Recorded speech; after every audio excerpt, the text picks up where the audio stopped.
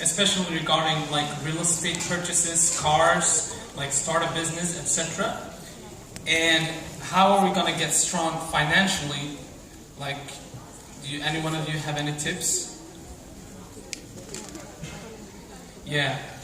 How should we relate to interest rates here in the West, especially regarding like real estate purchases, purchase cars, starting a business, and etc. How can we get like strong financially without? Yeah. This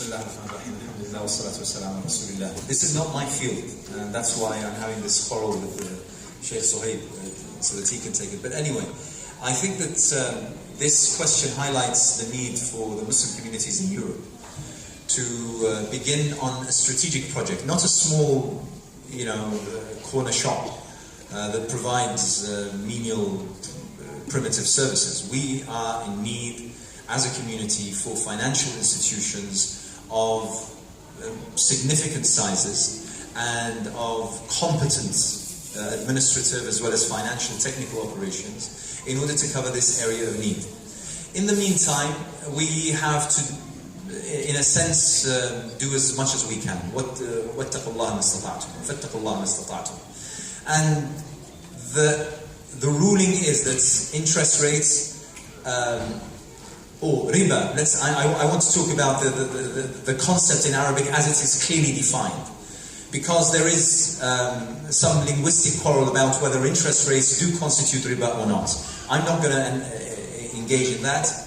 In terms of riba, we must attempt as much as possible to our utmost, in all the capacity that we can muster, to avoid either paying or receiving riba, engaging with riba in any way that we can. However, the fact is that the way that our societies are built is that riba is almost unavoidable, whether it be from student loans that incur a minimum amount of a nominal interest rate, to the other quite important financial transactions, such as a vehicle for the family, or for some house to live in, or the like, which have more sizable and more significant amounts of riba.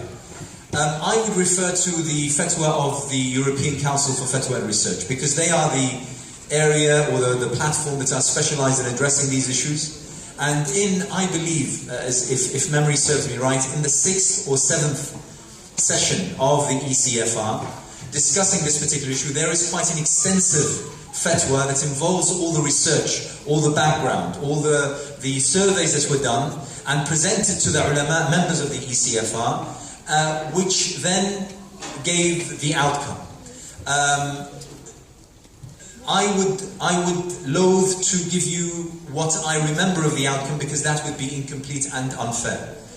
And therefore I would urge that the organizers, if they could, refer people to the website and to the fatwa in its completeness, because if it's not read and considered completely, we'd be just basically nitpicking, we'd be choosing, I'd be selecting one particular area, one particular segment that wouldn't give the entire perspective of how it is that the ECFR arrived at its conclusion. But I go back to the initial point. Brothers and sisters, we are part and parcel of these societies. It is upon us, it is upon the organizations that constitute the Muslim community here in Sweden and elsewhere throughout Europe to build or to create or to establish the building blocks that allow the Muslim community not only to deal and to live and to interact according to Islam, but also to grow and to become a formidable figure and an important player within the structure of Swedish society. That is extremely important. Can I add to that?